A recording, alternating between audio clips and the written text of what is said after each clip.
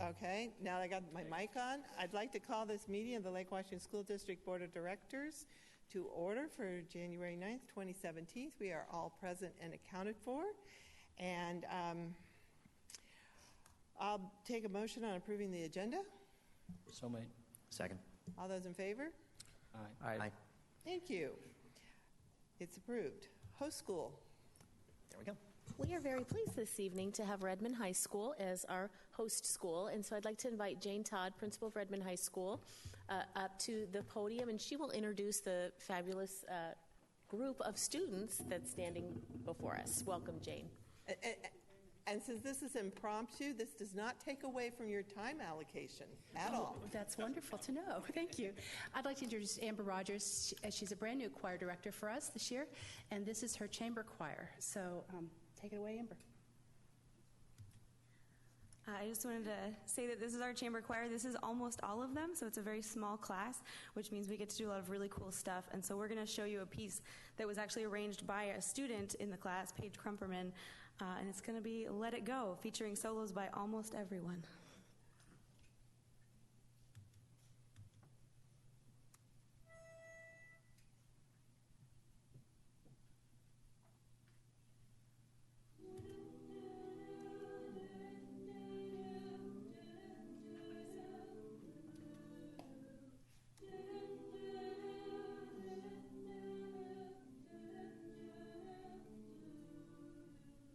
Snow left white on the grass of Christ.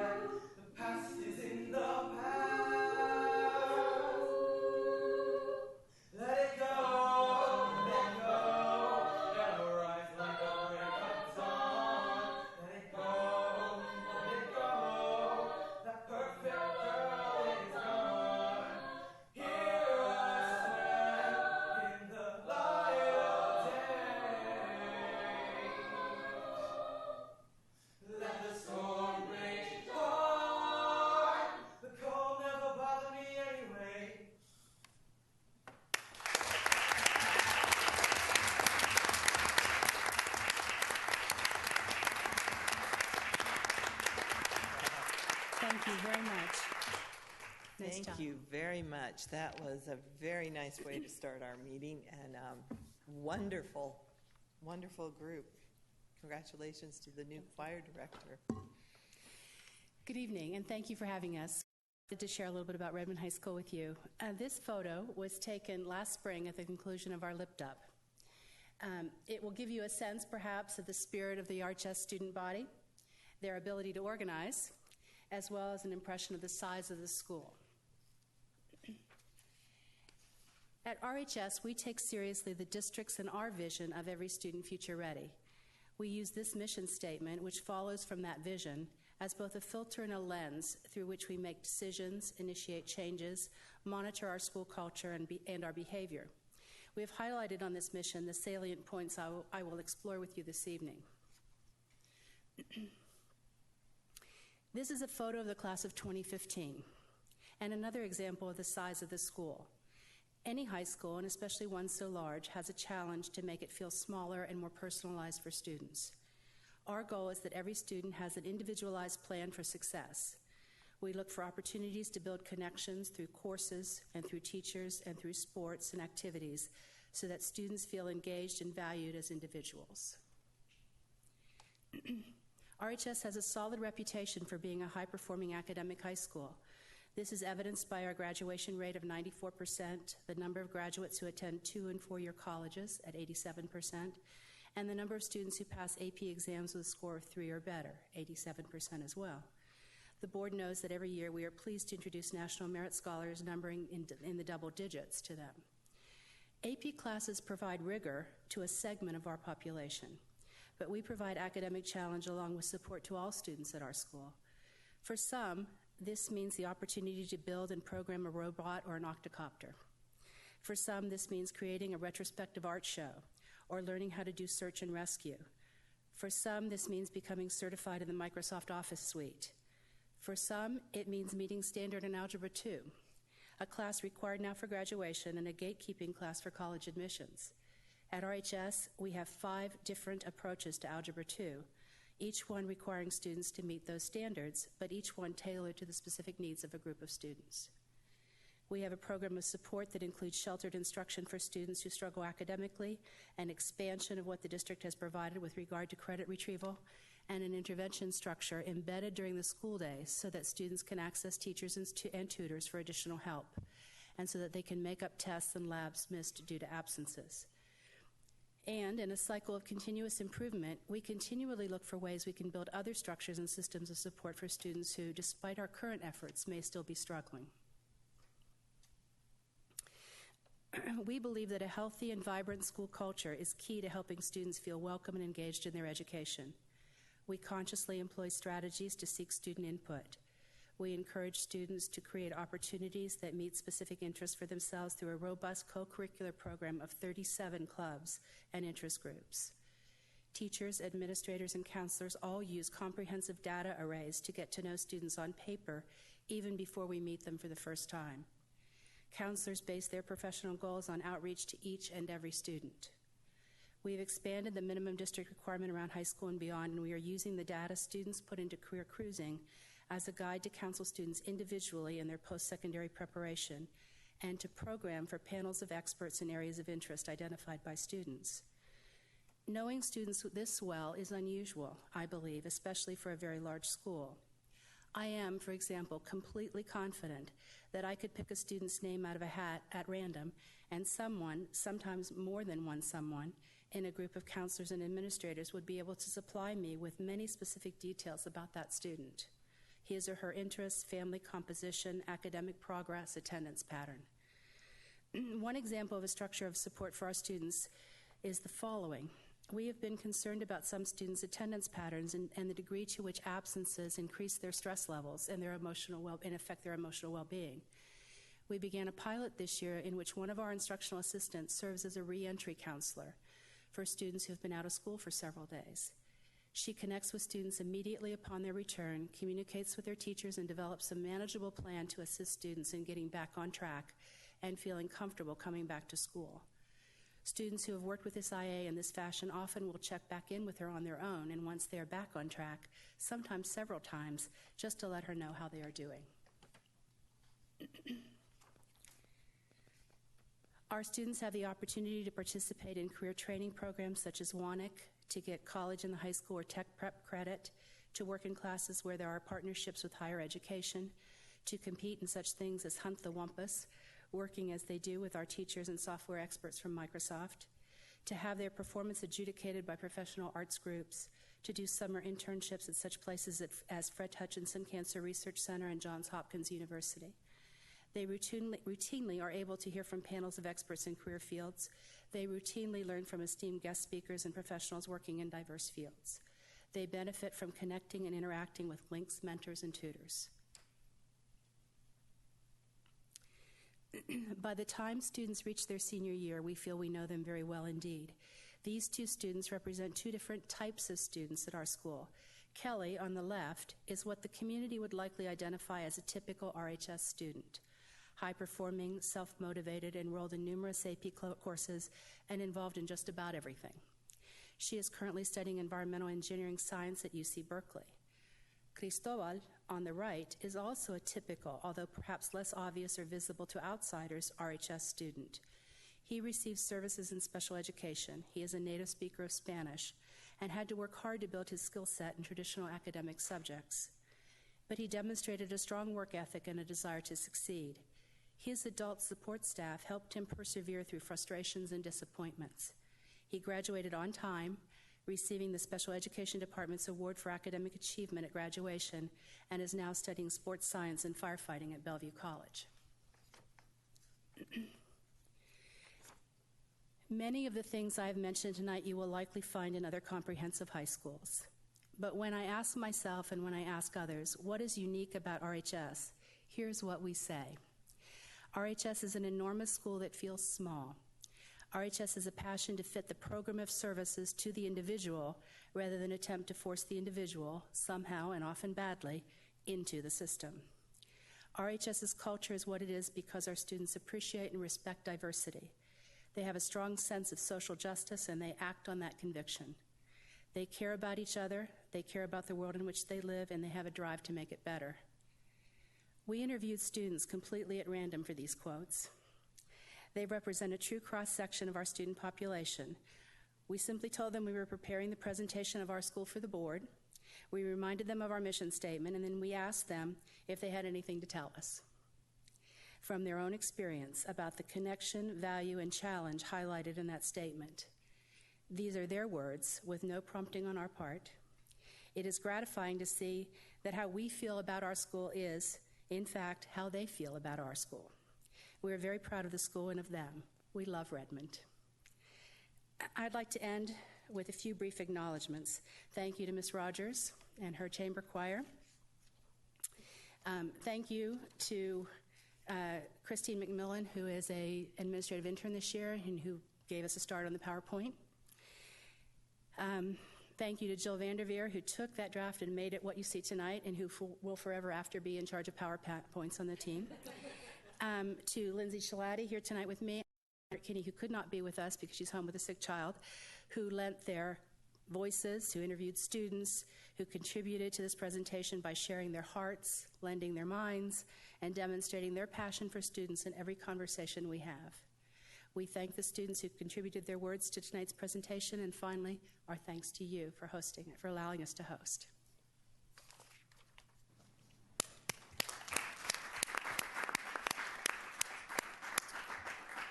Thank you. We appreciate you coming. We appreciate the wonderful artwork that will be up here for the month, really. And if anyone listening wants to come, it is here up for a month. And please let your choir know that our meetings are recorded and online so they can tune in and listen or have family listen. Thank you very much. I neglected to mention that these are works from our students, the Visual Arts Department, installed this on Friday, and I neglected to thank them. So thank you very much. Thank you. Although I'm not sure we pointed the right microphone at them, so it may not have perfect I think that audio, will not but be a problem. yeah. Anyway, it was great. I just wanted to thank you, Jane, for all the work that you do in leading the team and leading the school, and for all of your efforts. So thank you. And if I could ask one thing from you, if you wouldn't mind staying around for just about 5 more minutes while we move into the recognition portion of our agenda tonight, because we have a very special group to recognize, and that's the 5 people that you see sitting up here because it's Board Recognition Month. And so I have a proclamation from the governor to read and a few words of my own to share and a couple of things to give you.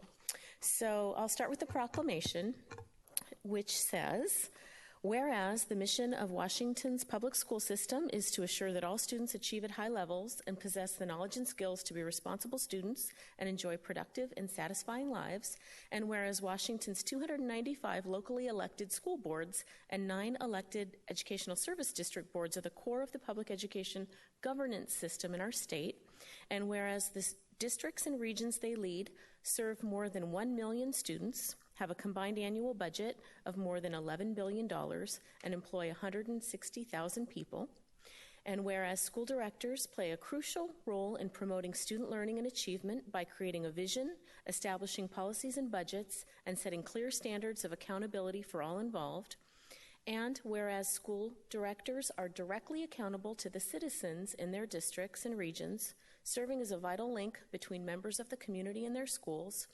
And whereas school directors and educational service districts provide a passionate voice of advocacy for public schools and the welfare of school children.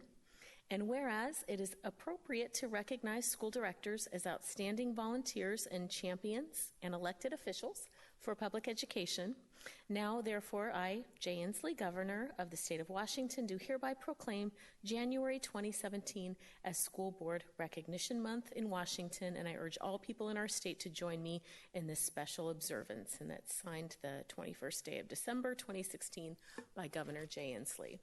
And so those are the formal words from the governor proclaiming appreciation for the board, and I want to share a couple of personal words as well. For those of you who don't know, our board was recently recognized as a board of distinction by the Washington School Directors Association, and that award is really earned through good governance and evidence of good governance, and so that's an honor, and it's reflective of the fact that our board takes their role very seriously and works really hard in a volunteer elected official capacity to advocate for our schools and for our district. And I'm really fortunate to be a superintendent in a district where we have a high-functioning board that really takes that governance role to heart and is really here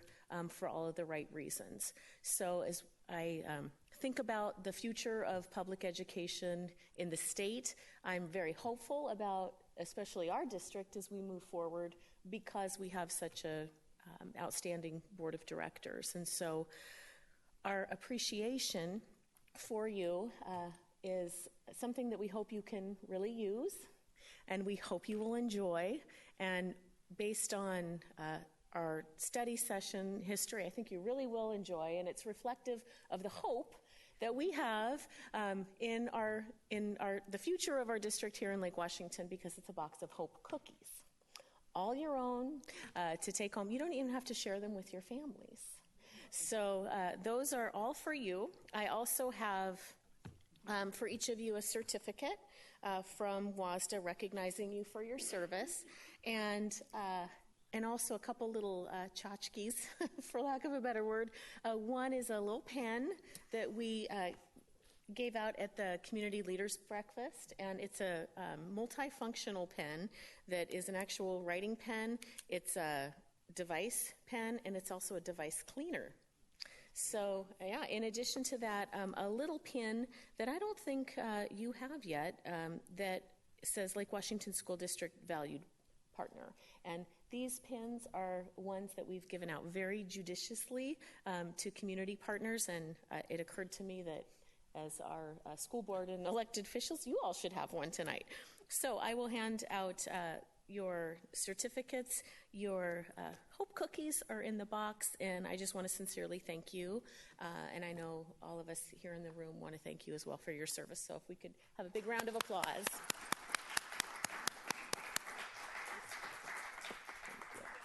That's for sure. Absolutely. Can I say no?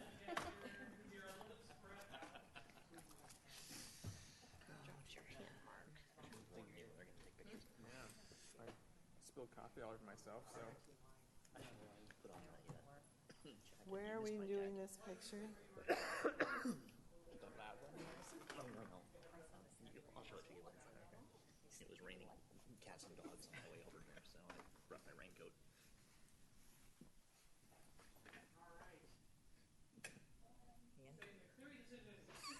Yeah.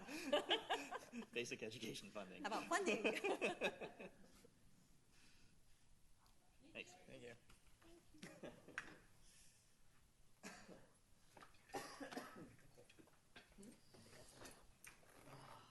Hey, thank you for your kind words.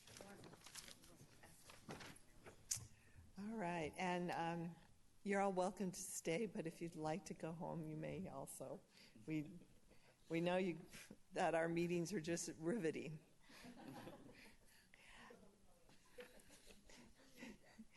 It is time for public comment. There is no one signed up. Is there anybody who would like to make public comment that did not sign up? That being said, we will move on to the next agenda item. It is our consent agenda item. I will take a motion. Move approval of the consent agenda? Second. Please poll the board. Chris? Yes. Eric? Yes. Nancy? Yes. Mark? Siri? Yes. All right. Will you please read the donations? I would be happy to read the donations. If you turn to tab 5, you will see that we have a number of donations tonight totaling $137,099, rounding to the nearest dollar. So we have a donation from the Lake Washington Schools Foundation to Muir Elementary, $1,470 to purchase a license for Star Reading Program. $17,103 from Emily Dickinson PTSA to Emily Dickinson Elementary to purchase laptops and a charging cart. $10,024 from Ben Franklin PTSA to Franklin Elementary School to purchase stipends for outdoor education and choir and to support staff development. $1,819 from the Horace Mann Elementary PTSA to Mann Elementary to support social skills program. $33,349 from the Rachel Carson PTSA to Rachel Carson Elementary to purchase ProBook laptop computers to provide stipends for outdoor education, choir, honor society, intramural sports, student council, school website, watchdogs, and music enrichment, and to support math program and learning enrichment. $1,900 from Joanne and Taylor Smith to Rose Hill Elementary to purchase a license for math program. $1,339 from the Laura Ingalls Wilder Elementary PTSA to Wilder Elementary to support academic enrichment. $3,200 from the Stella Scola PTO to Stella Scola Middle to provide a stipend for extracurricular enrichment. $1,186 from the Eastlake Wolfpack Association to Eastlake High School to support the Robotics Club. $25,350 from the Eastlake High School Boosters to Eastlake High School to support the spring choir trip. $3,099 from the Juanita Rebels Booster to Juanita High School to purchase sports equipment. $10,464 from the Lake Washington High School Booster Club Kang Gridiron Club to Lake Washington High School to purchase football uniforms and to provide stipends for coaches, and $26,797 from the Tesla STEM PTSA to Tesla STEM High School to provide classroom enrichment, to purchase classroom and office supplies, science equipment, and equipment for extracurricular activities, and to support additional extracurricular activities. So all total tonight, we have $137,099 in very generous donations. Thank you to our generous donors. Well, we are ready for program reports. Wonderful. We have 2 program reports this evening, and Matt Monabianco and I are going to begin with social studies. I'll do a little bit of an introduction and then turn it over to Matt. So, as you know, I've been doing program reports to help give us an opportunity to talk more about what we are doing in each specific content area and some of the data that we have in that content area as well. Tonight focuses on social studies. And the ends and means that we're connecting here really are connected to ER 1, 2, and 3, mostly 2 and 3, and EL 7, which is our academic program. So specifically, ER 2 speaks to the interdisciplinary content knowledge, or the content knowledge that students are required to acquire to be future ready, and social studies is a main part of that. You can see the big learning requirements that we have listed under ER2 connected with social studies. In social studies, students are also learning interdisciplinary skills and attributes, specifically the 4 that you see listed in terms of academic thinking skills, communication and collaboration skills, local and global citizenship skills particularly, and personal attributes. On the right-hand side of the screen, you'll see the specific connections to EL7 that we're highlighting as part of the program report. So with that, I'm going to turn it over to Matt, who's going to be able to go a little deeper in terms of what is social studies, what are the social studies standards, what are students learning, what does our program look like, and some data that we have above and beyond our ELA data that shows how our students are performing in social studies. Thanks, Tracy. I'd like to begin with kind of highlighting at a high level the strands of social studies that are organized through the state's ELRs, the Essential Academic Learning Requirements, and you see them on this screen: civics, economics, geography, history, and social studies skills. I want to highlight a little bit more of each of those so that you have a sense of what kids are seeing throughout K-12. So these are the strands throughout all of social studies, throughout all of their grades. In civics, students are learning not only about government and law, but as you see in that third bullet, participatory citizenship. That begins as early as kindergarten, when students begin to learn there are classroom rules, and there's reasons why we follow the rules, and it's for a collective good. Those are actual objectives that you'll see as standards that kids are learning at an early age and that move on into much more higher levels of sophistication by 12th grade. In economics, one of the keys is learning about the interactions that I have between myself and governments, myself and other individuals. Geography is not only location and region, but in that second bullet, it's also how humans and cultures impact the environments as well. History covers areas of chronology, and you'll see there that our Washington state and tribal history, which I know has been a question in the past, is also a part of history, especially in our region here in the Northwest. And there are social studies skills of research, deliberation, form. I also wanted to highlight the processes of not only reading, but also writing. And I know this has come up before about our students actually learning writing skills in content areas, and they are doing that not only in science during the last presentation, but in social studies as well. I won't be reading these. What I wanted to do is to highlight, again, some of the key standards and what students are learning and the takeaways. I already mentioned the rules in a classroom, and there you see it in kindergarten, so that you hold me to it. I'm not making that up. They're also learning the how and the why, not only that we have state and tribal governments, but how and why are those important.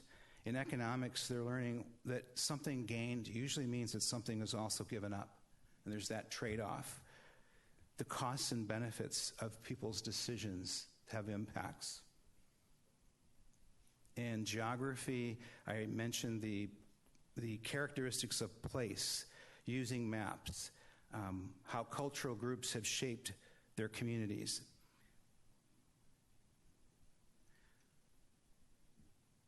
Also in skills, how the classroom and school community work, as well as how families live around the world. This might be a good place for me to emphasize that I can remember this when I was teaching social studies, and it hasn't changed.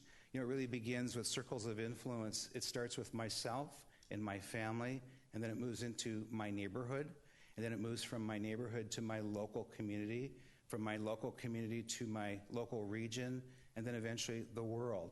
So that continues to be a focus, and you'll see that through the standards as those circles get bigger and bigger. That's not a slide, and maybe next time we'll make one just to show that relationship going from the micro to the macro and seeing my impact on the world stage, not only with my own family. In middle school, to highlight again some of the key standards that students are learning through 6th through 8th grade. The forms of government, balancing individual rights with the common good. Key ideals, fundamental documents, state constitution, tribal treaties, distribution of goods, services, and resources, profit, personal values, choices that we make through our economic decisions, and how the forces of supply and demand work. In geography, the characteristics of cultures, past and present, how the environment affects people, both here in Washington State as well as in the United States.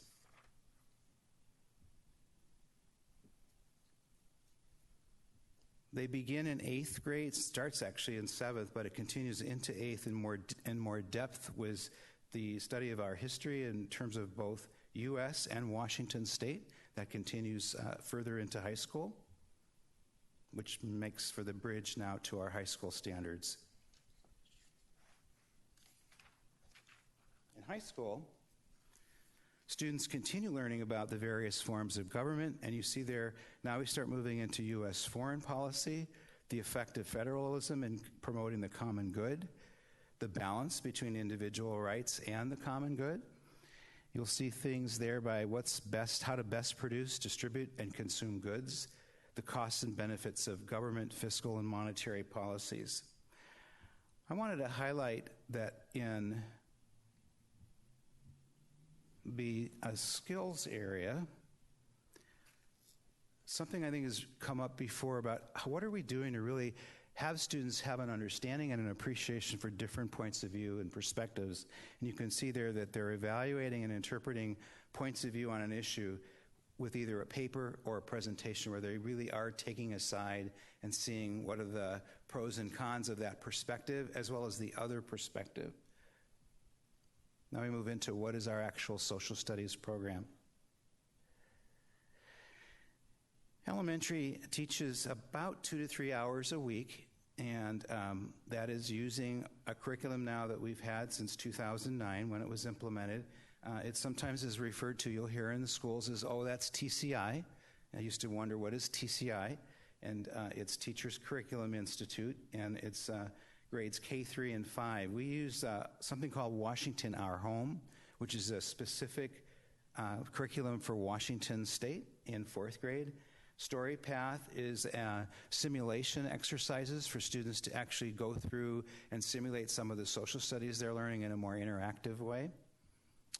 We expect this to last until 2021. In the middle school, the instruction now is boosted to about 250 minutes a week. They're meeting 5 days a week, usually combined with English. In many of our cases are blocking, and some are not. Social studies is 6th, 7th, and 8th. And you can see, as I mentioned just a moment ago, U.S. history begins in 7th, continues through 8th with an emphasis on Washington State history. They too are using TCI, though it's not mentioned, which is called History Alive, the Ancient World. Then they move into American history through Reconstruction in 7th, and then Reconstruction to the present in 8th. Also using the Washington Journey, which is the continued history study in 8th grade. High school, as you know, has 3 credits of social studies required, 1 of contemporary world problems, 1 of U.S., half a credit of civics, and half of elective. Most recently, that civics, which used to be a standalone requirement of a semester, can now be embedded in other courses. And I was just curious myself this morning, what does that look like? And looking at our various schools, pulled up some notes. Eastlake, for instance, has a U.S. history / civics embedded. So does Emerson. We have government being wedded with civics embedded in places like ICS, Juanita, Lake Washington, and Redmond. They also offer separate civics standalone semesters as well. So there's multiple approaches to how you can meet that civics requirement. See the resources that are there. These are some of the examples of high school electives across the system.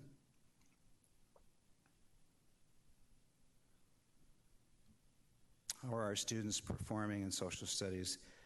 As Tracy mentioned, we wanted to move into some of our advanced placement data, which wanted to kind of remind us that it's kind of an honor to receive the AP Honor Roll Award. This was a recent press release. I just wanted to highlight some things about that AP Honor Roll. This is our third year in a row that we've received this from the College Board. There are only 6 districts in the state of Washington that have received this award. It recognizes us for increased access to advanced placement coursework. It's the 4th time we've received this in the 7 years of the College Board doing this. The criteria they used are increased participation by at least 4% in large districts, which would be us, increased or maintained percentage of exams taken by African American, Hispanic, Latino, American Indian, Alaska Native students who've scored a 3 or higher. So it's also the increase in diversity and in underrepresented populations. So I'm kind of proud of that when I show you these scores, that it's not only an increase in overall, but it's also an increase in those subcategories. This particular slide compares us to the state and the nation when we look at pass rates on various AP exams. You can see that in nearly all of them, with the exception of 2, micro and macroeconomics, in nearly all the others, we exceed both the state and the nation in terms of the average pass rate. I think that macroeconomics and micro is food for thought. It is for me to wonder, why is that happening when in every other category we seem to be not only exceeding, but pretty far exceeding where the state and the nation are. When you look at this next slide, you can see over time from 2014, how have our students performed in terms of AP exam pass rates in each of those various areas. We had, there was the macro and the micro again, where we've started at 58, dipped to 50, went to 56, started at 71 in micro, went up to 75, back down to 69. So just an interesting kind of why are we kind of hovering up and down?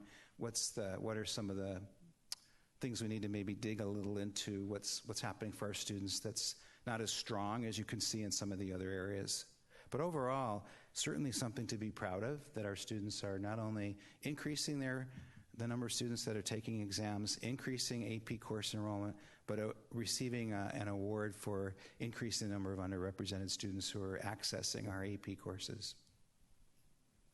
So that's kind of a quick, broad stroke brush. I think I'm 12 minutes into the presentation and try to keep them under 20, and so this is a chance for open discussion and tape. Keeping them at 10 is our target. Oh, is it 10? It's 10-minute presentations, not including questions. Thank you. That was really interesting. When I see that our pass rates are not as high as the state average, it makes me think about preparation. So, yeah, I think it's worth looking into. From what I heard in the past, it's been years since my kids took those exams. They are tough. They can be, but it does vary by subject area. Any other comments or questions? So, having been raised by an economist, econ classes always catch my eye. And with 39 and 55 students respectively, we've got 4 comprehensives, but that suggests that only 1 or 2 of them are offering AP Economics. Is that true? I would need to dig to find that out, to confirm that, Chris, to see if only one of them. I'd want to find out. I don't want to just answer off the cuff without Yeah. researching it. I mean, just on as long as you're on that Yeah. bird walk, I'm also curious how we have 3 students taking European history. Are these kids taking the AP test who the class doesn't exist? These It's are an the impressive number.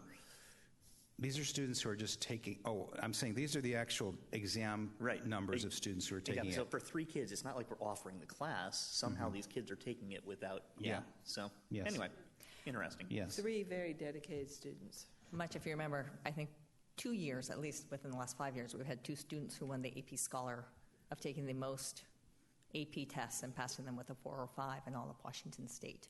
Yeah. So that was my Sure. first set of questions. Are there other questions? Because I've got one more.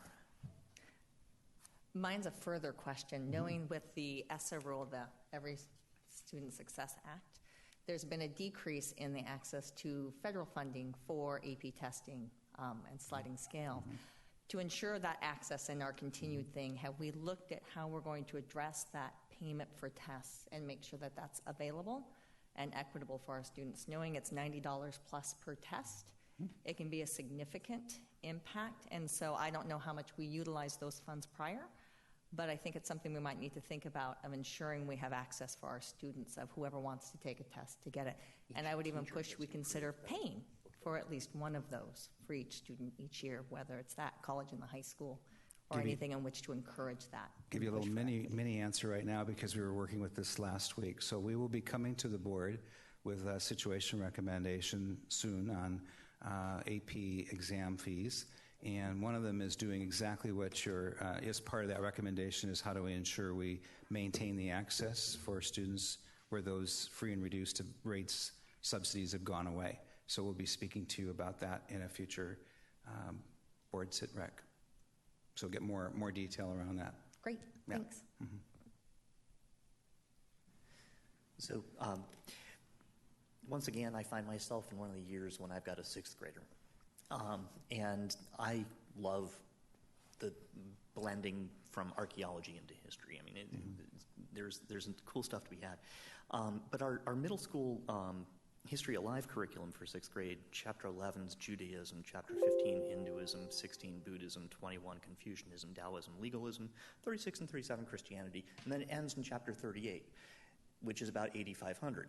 And if we'd gone 50 years further, we'd actually get the last major world religion, Islam, which might be of some interest to our students.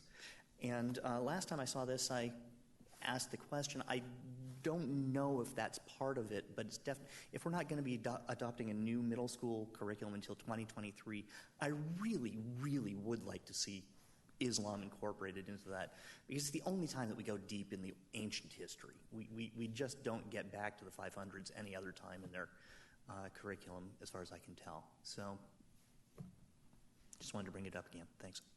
Yeah, I thought we had talked about that issue a couple of years ago. When we had talked about it previously, the 2 things I remember is one was trying to get at why is it, and coming back a follow-up with it's based on the time periods of study. So I think part of it, it started with a question is why isn't it part of it? And the answer was it's because of the time frame. And then my recollection was about future curriculum adoptions and how we can address it in the future versus an interim solution. So Matt's nodding. I don't know if you remember anything differently. I do remember it that way too. And I actually we did some information as a follow-up the last time this came up, and I was just paging through some of the things that we had done. The state ELers and the state standards call for understanding cultures at 6th grade, and they do look at religions, but it doesn't really specify that they will study this religion and that religion and that religion. That was a part of the answer, but... I understand. And this really is, to be honest, this is about doing the right thing, not whatever Olympia tells us to do. Yes. I would much rather have our kids... We currently have... There's a big compare and contrast between Confucianism, Taoism, and legalism. 3 religions of which I am pretty certain we do not have a single practicing family in our district. So, which is great. It takes the fire out of religion. But for comparative religion, there's a much bigger world. Anyway, what's unfortunate is that the textbook ends 1 century before Muhammad is born, and we don't have anything else in our curriculum from world history before 1000 AD. So it misses an opportunity, and it's an important opportunity now for kids to understand the world that we're living in. I mean, honestly, the difference between Shiite and Sunni is a big deal to Shiites and Sunnis, but most adults in our district can't explain it. That's something that it's on the news regularly. It's important for our kids to understand. And so anyway, I'm not advocating for this on the basis of EELers. This is really about the opportunity to do the right thing for our kids to understand the world and understand the news. Well, and given the composition of our community, our district, I think it's very important that we address a substantial number of students and families who culturally, religiously come from that background, and to be able to have everyone understand each other a little bit better, especially when you're starting at that age. I mean, that's the age that you start introducing folks to different ideas and different cultures. So when you get to the older ages of the schools district, or for that matter, outside the school district, perhaps you are a little bit more understanding of your neighbors and have a better feel for what's important to them. But perhaps we wouldn't encounter situations where we have whoopses in calendars, which we've addressed, and I think we've addressed well. But perhaps if we had had those situations in the education system a little bit more, we wouldn't have had those oversights. It would be more part of our being, if you will. Mm-hmm. Anyway, I mean, from my experience with our district, we do a great job of trying. We have the multicultural nights. They're wonderful, and they're cool. I mean, honestly, it's the first time in my life I actually encountered the traditional food of my people, lutefisk, and it's terrible. But this is just it's one of those pieces where social studies, as a curriculum for our district, it's the only place that the kids are going to get a piece of trying to understand the world. And if we don't adopt a new middle school curriculum before 2023, then through the entire first or only Trump presidency, I mean, we still won't be teaching our kids about the Middle East in detail. So in listening, it sounds like there's the bigger issue is how do we ensure we respond to contextual changes within our school district when our curriculum is shifting at a slower rate than possibly our context and community is. And so that's more of a policy concept of what would you do and how could you do it and how does the school district respond. I think it's a little more simple than that, if I can try and summarize this. Well, can I just finish real quick? What I'd like to say is, simple or not, having a clear policy or process in regards when these ideas are brought up are sort of vital in order for the school district to be able to follow through things. So I hate to just respond to one thing knowing there are multiple issues and ways and how. So I do think it's slightly bigger. You can solve one thing, but I think there might be many more outside. So thinking through it from a larger picture, I do think is valuable. I don't think we have to do it tonight, but I do think it's something to consider and not just solve one thing because it's a bigger picture down the line. That is possible, and we might be able to do that. I also think in this case, and frankly, I'm not going to remember the conversation 2 years ago, which I think is when it occurred, or 3 years ago.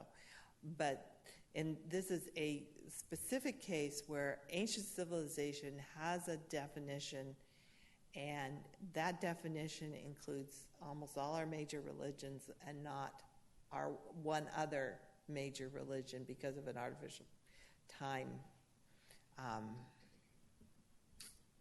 And Chris is pointing that out as a problem.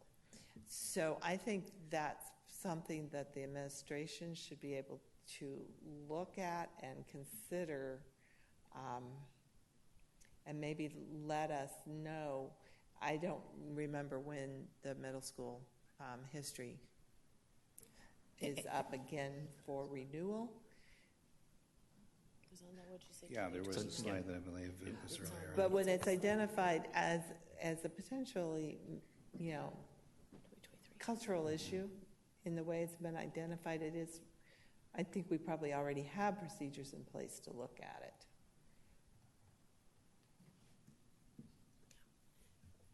I can sure do some follow-up on this issue and loop back with you all. Yeah, and basically we're about halfway on our adoption cycle, so it's That's quite a few years in the future. Yeah. So, I mean, this can't be the only case in which we have supplemented curriculum due to changes in the world. Or in this case, this is not changes in the world, it's just recognizing that maybe this cutoff for definition of ancient civilizations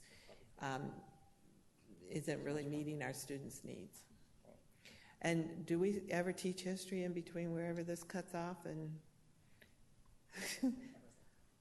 world history? In 10th grade? Well, it's hard to believe that only one person has brought this issue up. So you might also see what our teachers have said. They may be doing it, some of them. We'll follow up. They supplement. We'll do the follow-up. Yeah, we'll follow up. Yeah. Are there any other questions on the presentation or the curriculum? Well, when you say that certain teachers are supplementing, I think that calls to play again the idea of being able to have the teachers who have been pioneering in certain areas to be able to share that with other folks, to say this has worked, this hasn't worked, and this is really how we can help supplement what we're doing in that interim until we have a new adoption. Let's see what administration can I'll just find. speak real briefly to that piece. I know in terms of having a policy or procedure, we do have that when there's a change in standards. For example, when we are shifting from current standards, old standards to new standards, then we did some work around our curriculum and adopted some supplemental curriculum to respond to new standards. So since everything is connected back to the standards, what we need to do is do a little more deeper dive into the standards and kind of go from there. I'm just thinking, and that's why I think it would be helpful for us to have some follow-up time and to think about it, because I do think I don't disagree that we need to have some ability to address potential contextual changes, whether it's science related or whatever. Typically, though, those get reflected in the standards, and then we respond to them based on the standards, and also some way of, if it's not going to be standards-based, if it's going to be based on something outside of the standards, some other contextual factor, when and how do we, from a policy perspective, do that so it's clear, so it's not just sort of when we feel like it or when there's an outcry. I mean, it has to be based on, you know what I mean? There has to be some sort of policy around when we do it. So I agree with everything that's being said, and I just think that we need to have some time to think about what's possible and what could something look like. So, because it could be a slippery slope without some policy in terms of when do we change and expand curriculum, if it's not based on standards that are driven by the state, because that's what we're accountable to in terms of teaching standards. Do you understand what I'm saying? And I do think it goes beyond the particular issue at hand. So we just need some time to do some work and come back with a follow-up for you all. Okay, thank you.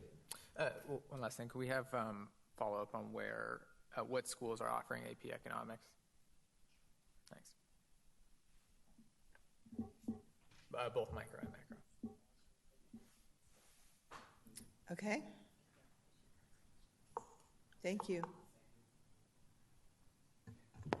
Okay, the other program report we have this evening is on continuous improvement process. So as you know, like you do on an annual basis, you approved the school level continuous improvement process, or SIP plans, as part of consent agenda. So we wanted to spend, again, about 10 minutes tonight highlighting the continuous improvement process for you all and for the benefit of our public to see how this process works. And in many ways, it's it's very similar to our district end result and executive limitation, ends and means process, because at our schools, while they might not be looking at all of the areas of executive limitations that we look at from a district level, much of what they're doing in their building level SIP is looking at their student outcomes and setting goals for those student outcomes, and then focusing on the strategies or the means that they're going to, where they're going to focus resource and time and effort and dollars to improving the ends. And so the building level SIPs are very much nested in our larger end result and executive limitation processes. So tonight, John's going to highlight some of the building level SIP processes and connect how they're rooted in policy and law. And so we have a little more process information as you consider and look at, which you've already adopted, but the building level SIPs. As you dig deeper potentially into those. So John, go ahead. Great, thank you. Tonight we're just going to talk about kind of four main areas: the requirements, why do we do school improvement planning, and how does that get done both at the process level, and then what are the components of our continuous improvement process plans and activities at the school level. And then I want to highlight a few areas around the annual school goals. What areas are our schools setting goals in? I want to highlight the achievement gap goals and some of the strategies that are being used to get after those goals. And then I want to highlight where we are with the parent and family engagement aspect of our SIP process. Everyone has a say in the requirements around continuous improvement and school improvement planning. And so I'll just kind of highlight some of those, knowing that it is state law that all schools have a school improvement plan. That's part of the process for you to approve annually. We have both board governance policy, and we also have administrative policy that both speak to school improvement planning, continuous improvement planning processes being a very valid part of what we do in our schools. But not only is it requirement of law and policy, it's also expectation that we have in our central leadership framework. You can see here leading initiatives and continuous improvement efforts. Those are things that we expect our district leaders to pay attention to, be able to lead, and to be able to support our building administrators in those processes. Our principals have specific evaluation criteria about the school improvement planning process. Principals set student growth goals, and you can see there on 3.5, that goal is measured based on student growth that results from the school improvement planning process. So those are conversations and evaluation that occurs annually. And then our teachers. They are a definite part of this process because they're the ones that are working with our kiddos. Criterion 3 focuses on subgroups of students, so those students that are underperforming or may have historically been underperforming. Criterion 6 really looks at whole groups and whole classes of students, and Criterion 8 looks at broader groups and then how are our teachers actually collaborating around those successes with students. And so then if you think about the process that's used to look at goals and data, this is a visual that is part of our professional communities and collaboration guidance document. And in that document, it references this as a cycle of implementation and inquiry that can be used at multiple levels, including with the continuous improvement process planning, because it really is about this continuous cycle of looking at data, analyzing that data, understanding it, and identifying how you're going to use that data to improve strategies and instruction. And so to try and break that down and how does that look in a linear process, knowing that it's always a continuous cycle, really if you think about that August-September timeline, that's when schools are receiving their data that they're using to assess their goals from the prior year. They're evaluating the outcomes, and they're analyzing that data, moving into that October and November timeline where they're really looking at current student performance and what goals they're going to set for those students. They're looking at achievement gaps in their data so that they can focus their efforts for those students.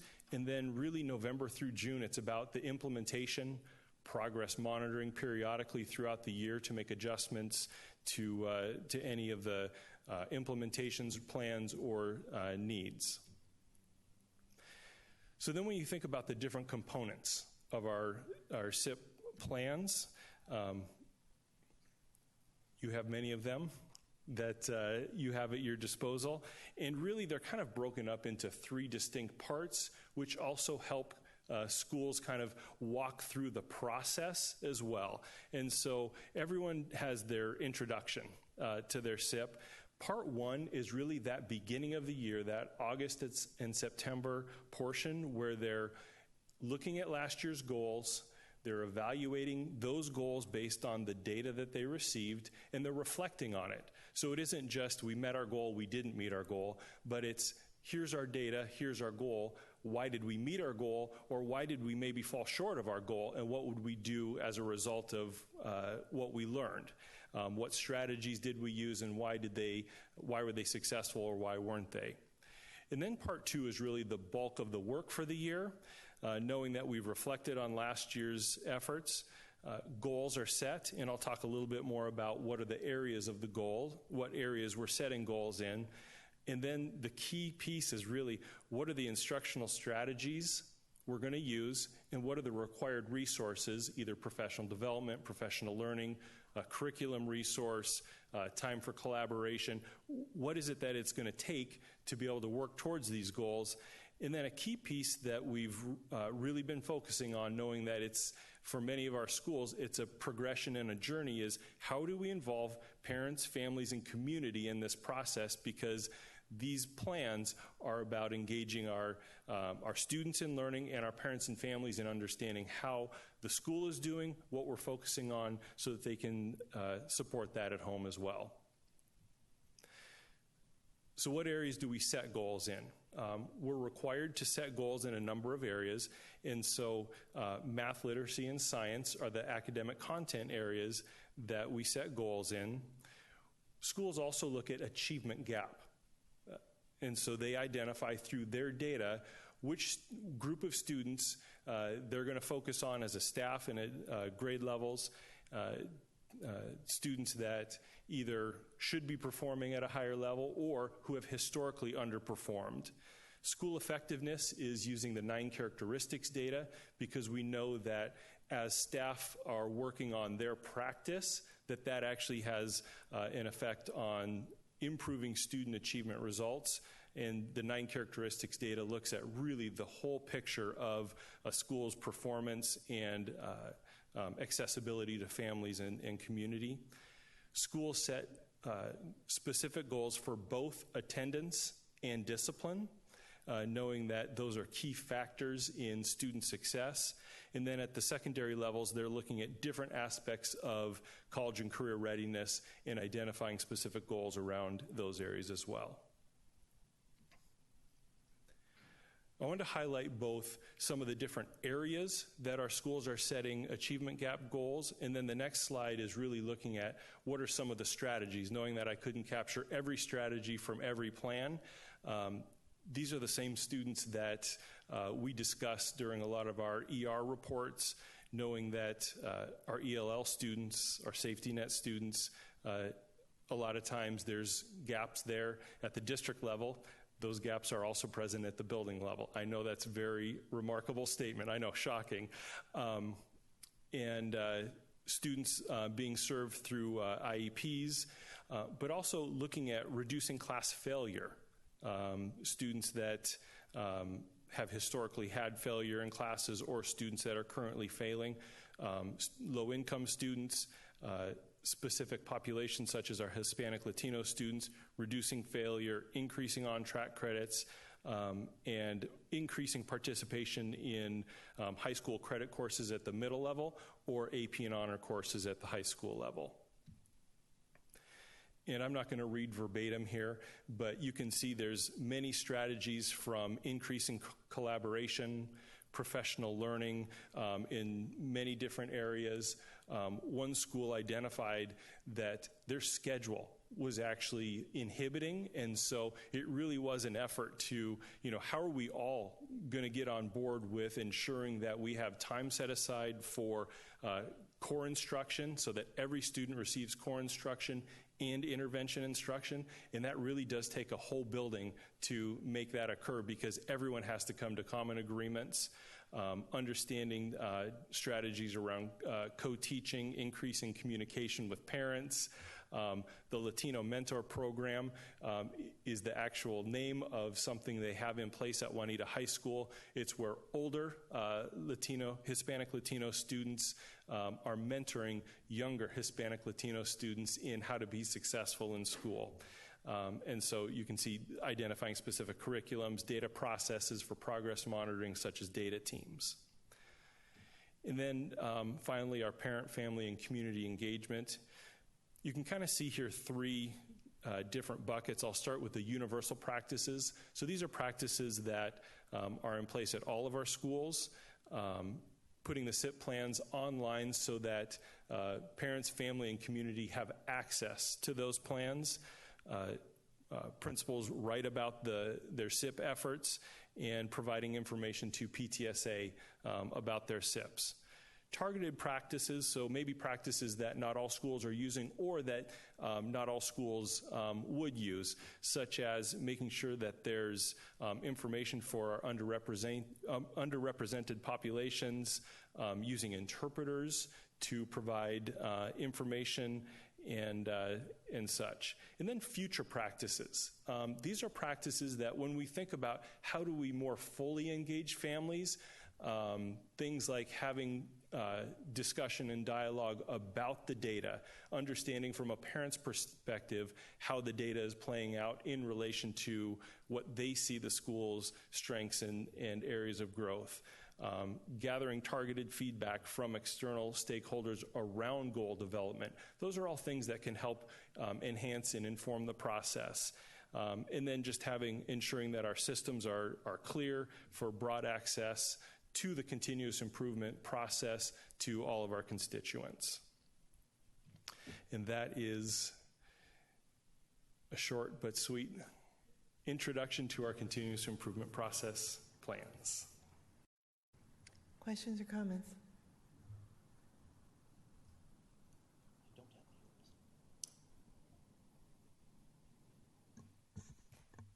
I have a few, but thank you very much. That was helpful to get the overview. You actually answered a lot that I had when I read through the executive summaries that you had put out.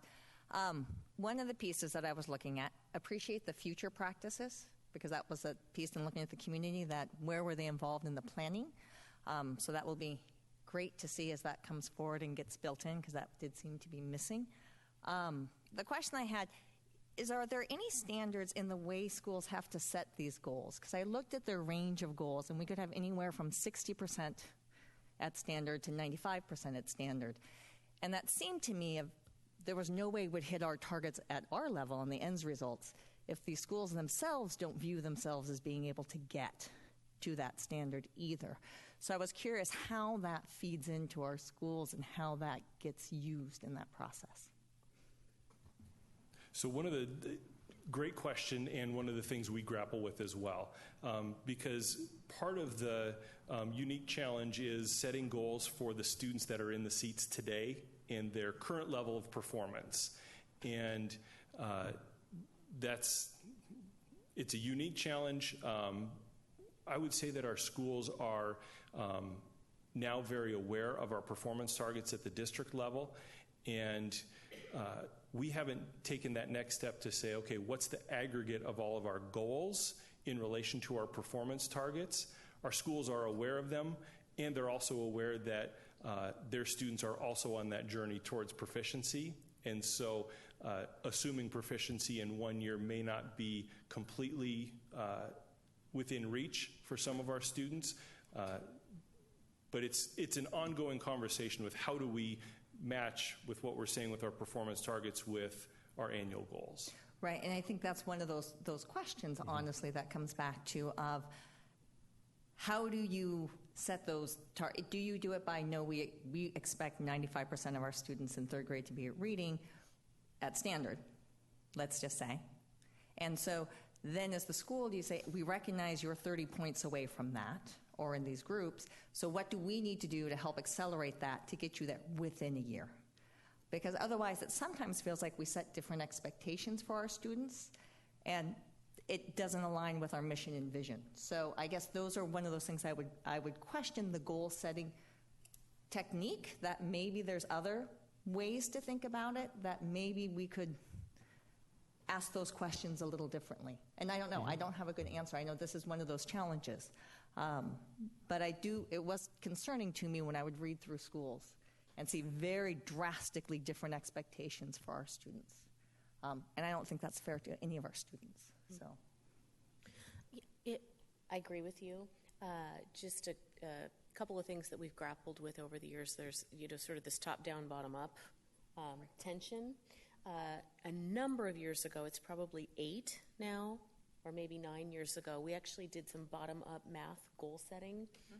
Some of you will remember that process. And so rather than say, here's the district performance target, and then kind of hope that there's some connection between the targets that the schools were setting, we did really intentional, comprehensive sort of by student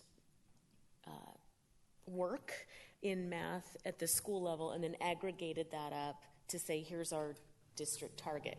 So it can be done, and we have done it. It's the intensity and I'm not sure it's the right way. We kind of learned some things from that process, and maybe it's not the right way. The other piece that I think we have to remember in this, because I do think we have a good opportunity to rethink it as part of the targets and the new indicators that are coming via ESSA. As John mentioned, our schools have been paying attention to attendance and discipline and setting goals around those things, which are actually part of the indicators now through ESSA. We don't have district-level performance targets established in those areas. And I think we have to, again, potentially look at the disaggregation, because it's also where you're starting from. And when we look at the all students group, a lot of the sometimes the gap, right, between where a particular group of students is starting to where that all students target is so big to think that we're going to make that in like a year, if they're where they're starting isn't realistic. Yeah. So anyway, I think that we've had some past experience that could help inform improvement in the future, and I think the opportunity for us to really think about how do we do it moving forward comes with the new indicators under ESSA. That's been my thinking about how do we need to start doing this a little bit differently. Student growth percentiles are also part of the indicators, and if you recall, they were introduced a number of years ago, then went away when we lost the waiver, and now are coming back and are actually going to be part of the accountability system. So we're going to have to sort of rethink our, based on the federal accountability system, state accountability system, how does that impact our KPIs or key performance indicators and targets, and then what does that mean for school plans, and how do we build that bridge? So we've got opportunity coming, and I think it's going to be actually great to look at it all. No, I would agree. I think there's lots of opportunity. OSPI is doing some interesting work, too, with Tableau and putting the data of all districts online and being able to break it out through multiple ways. That is really opening opportunity to look at what's going on around the state as well as locally. So besides just our neighboring districts, you can go across the board. So it actually is the opportunities are there. The only one other piece is doing a year plan. I know that's required, and they have to. I also think how challenging that is for staff. Has there ever been a thought of doing, much as we have a 5-year plan, do our schools ever have a longer plan in place, and then they're updating every year in which to look at it? Or is that what this is? It's It's a rolling update. Yeah, I would say, Tracy just said it, it's a rolling update, and so a lot of what they're working on, it's a continuation. It isn't just wholesale change for the next year. Okay, so they're just rolling everything in and looking how do we adapt it and shift it based on what we learned from the prior year. I would say the biggest changes that I saw when I was reviewing them was in the groups they were focusing on for their achievement gap. So. And what was that? What were the changes? Yeah, what was it that you noticed? The different groups that they were focusing on. It was across the board from ELL, special education, Hispanic, you did get a whole Latino. wide range through Right. it.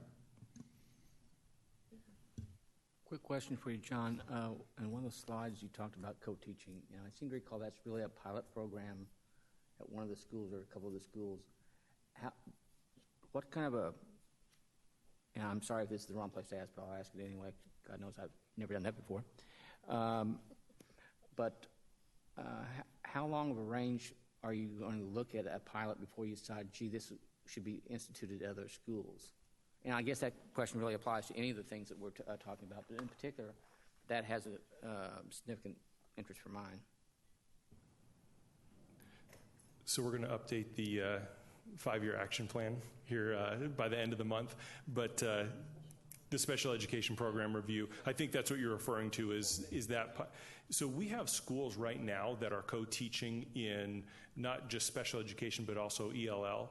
And so schools have taken that and used that as a strategy. I'm blanking on the school, but one of the schools actually was identifying students on IEPs having more course success, so less failures, D's and F's, as a result of co-teaching. Right. And for that school, they actually had pretty marked results. I think it was a 8% increase in students passing their core classes because of the co-teaching model that they implemented. I know a lot of the work that Kelly Pease is doing around ELL is looking at how do we embed services within the classroom, so push-in or co-teaching, two different models. And so the implementation runway, we want to get that into our schools knowing that it's a strategy that's beneficial for students because they're participating with their non-disabled peers in instruction with additional support. And so I can't tell you tonight what that runway is, but it's a strategy we know is beneficial to kids. As we're working on that strategy and we're looking at that runway, if you will, it seems that one of those pre-steps, if you will, is a concept called pre-teaching for the IEP students, where you prepare them for the class before it comes up or before that class period comes up, so they are already ramped up to ready for that class. And pre-teaching really is something that kind of falls to the side a lot, only because there's just so many hours in the day that a teacher has to prepare. But being able to at least take 10 to 15 minutes saying, okay, this is what we're going to be going into. And so I'm just seeing that as kind of that baby step before you go to co-teaching and other classes. You might be getting into some of the College and Career Readiness Task Force conversation as well, because right now, if we have a course set aside for pre-teaching, then that limits ability to. So I agree with you, and I believe that's some of the conversation around, what are some of the opportunities with additional credit opportunities. So, thank you. Tracy, did you have something? Okay. All right, anything else? Yeah, one last question. When you had laid out the 3 pieces of what the actual SIP had in it, you had mentioned instructional strategies, I think was the second one. Do you highlight the non-instructional strategies as well to think about? Where would those fall out? I thought the Latino mentor, to me, is not an instructional strategy. It actually is a non-instructional. It's outside in the social supports. Knowing that that's a big component, how is that played out in the SIPs? And so there's a place where they describe how and why they set their goals. In there is really where I picked up that piece around the Latino student mentor aspect. And so that's where schools are documenting it. it would be possibly something to think about. I mean, I would say is make that more overt. Make it something for them to really think about of, are there non-instructional strategies that could also impact this and go outside? That's part of the family community engagement. I just think we do so many things. Our PTAs help support a lot of that. But that might be just something to think about, and that could be the value of having that community piece in your future practices, being there to hear some of those things. You know, we could do some of this. Part of the collective impact model of Eastside Pathways and around Race to the Top and all of those really deal with that sort of concept of thinking holistically about the child. So. Yeah, and we heard Jane talk tonight about Algebra 2, and they have 5 different methodologies to attain the same standards. That's not in her plan, and so I'll just also close with our schools are doing so much work around continuous improvement that not every piece of it ends up in their written plan, and that's part of that journey as well. Is, you know, our schools are doing so much tremendous work for our students, and it was fun to hear Jane talk about it tonight as well. Anybody else? All right. Thank you. Thank you very much. It's a lot of work, but it's foundational to what our schools are doing. Superintendent's report. Great. John, I'm going to ask you to click for me if you don't mind. Could you please pull up Superintendent's report and click? Thank you. There we go. Thank you. So superintendent report really focuses on legislative session tonight. As we all know, the legislative session began today. So there are a couple key things that I wanted to highlight, and hopefully I'm not stealing any thunder from the legislative update, which is the next item on the agenda.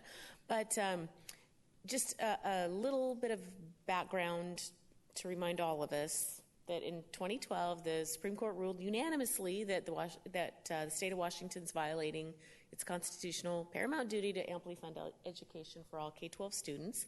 Since that time, the legislature has been ordered to make steady, real, measurable progress toward full funding, and this is the year. This is the year the plan for full funding is to be determined in this session, and the session began today. As we all know, a big part of the McCleary issue, really the crux of it, is the fact that school districts have been overly relying on local levy dollars to fund basic education. Local levies are supposed to fund enrichment and the things that are beyond basic education, but because of the lack of state funding, we've come to rely on local levies to fund basic education, like teachers and staff salary. Just for an example, one particular issue that is of importance to districts and kind of an urgent issue is the levy cliff issue. And what that refers to is the potential that the legislature will restrict our local ability to collect local funds and not replace them with state funds, which would result in us falling off what people are calling the levy cliff and experiencing a huge reduction in revenue. So on the next slide, it just gives us a visual. This is a visual that we shared with legislators December during those meetings of what this means to us here in Lake Washington School District. So I wanted to make sure that this slide gets shown to our viewers. And so what it highlights is that right now, through our voter-approved educational programs and operations levy, we collect $60.5 million. If we fall off that levy cliff that I just talked about, we stand to lose $21.8 million in revenue over the biennium. That's a huge loss, especially given, if you start now at the bottom of the infographic, in total, we spend $47.1 million local levy dollars on compensation, staff compensation. That includes 104 teachers above and beyond what the state funds and support staff as well, and $7.2 million. That costs us $7.2 million. So it's the cost of that additional staff beyond what's funded by the state. In addition to the additional staff, we fund additional salary so we can actually recruit, hire, and retain highly effective personnel, which is one of our strategic goals. To supplement the cost of salaries, we spend $39.9 million in levy dollars to supplement salaries to be competitive based on the regional cost of living.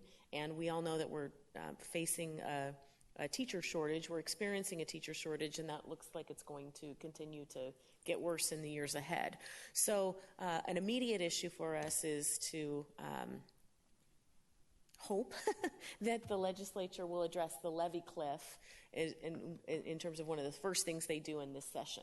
So here's what I learned today, and that's on the next slide. So a couple of things. One thing I learned today is that the 6195 that is established the Education Funding Task Force in the 2016 session, today was the deadline for the task force recommendations. I think I have a typo here. I just did this a little while ago. It's the deadline for the recommendations to be approved.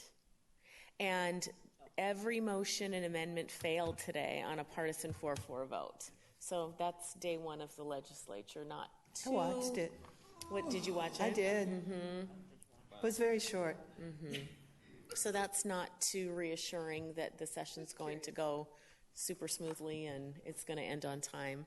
So that's kind of the bad news. I would say maybe the good news is on the next slide.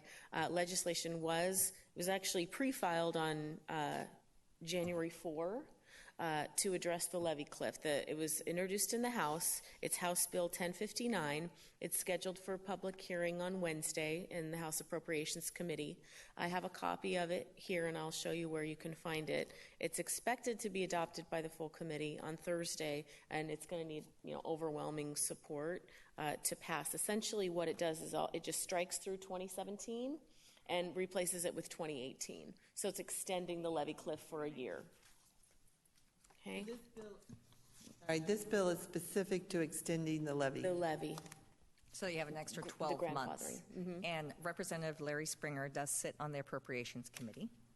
So it would be very beneficial to just send him a quick email telling him you support, and that would be something, and here's how it impacts Lake Washington School District, and just sort of be specific about that. Mm-hmm. And just in case you're curious how to follow these things, this is just a snapshot of the legislative website, and so it shows you where it is in process. And if I just clicked on the original bill, that's where I got this. I think this is new. That's why I noticed it today and wanted to highlight it. Yeah, that's nice. Mm-hmm. And so otherwise you have to right here. open it up and click through it. Mm-hmm. You can also get email notifications each time it moves on a weekly basis as well, or daily. For those of you not getting enough emails. Well, yeah, you can sign up for all sorts of emails from the state. So was that it? Is that what you wanted to say? That's really what I wanted to highlight as part of superintendent report, and maybe dovetail right into anything else that would... Yeah, I did watch the hearing, and it's the second hearing I've watched, I think. Occasionally, you can just pick them up on TVW. I think the frustration is that it's extremely partisan. There is no indication from the committee that either side is willing to give.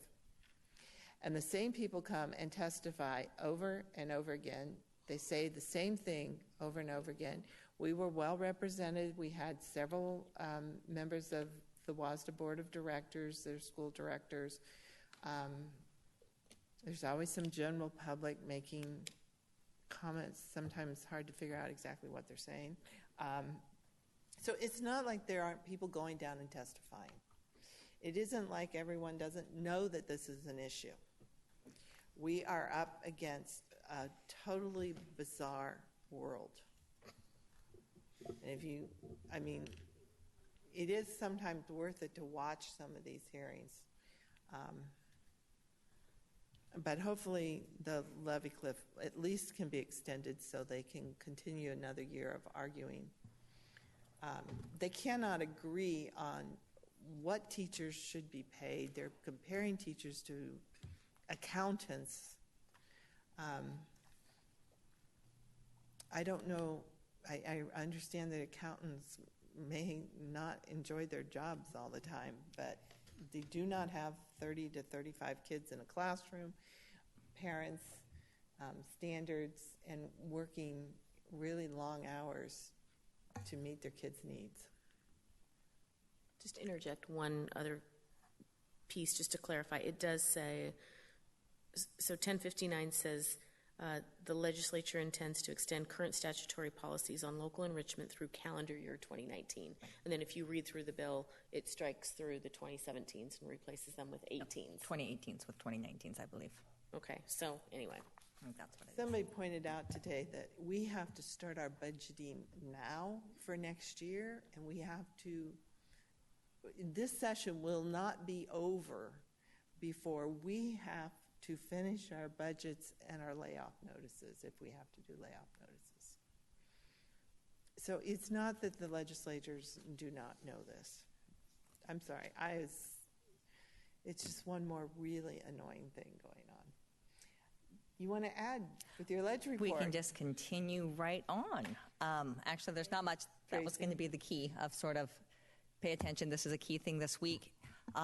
Having listened to presentations by Marcy Maxwell on advocacy and different components and speaking with people around this issue, Erica Kapur, who's our legislative advocate for Washington, our district PTSA, whereas it might feel your voice isn't heard, they do count things, they do pay attention. What I always hear is when they count up how many people have called Olympia or emailed, education is not there. They hear about traffic and transportation issues.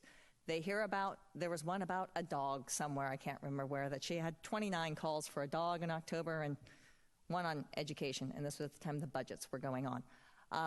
So there is a piece of getting your voice heard and getting said, and I recognize the frustration around that, most definitely.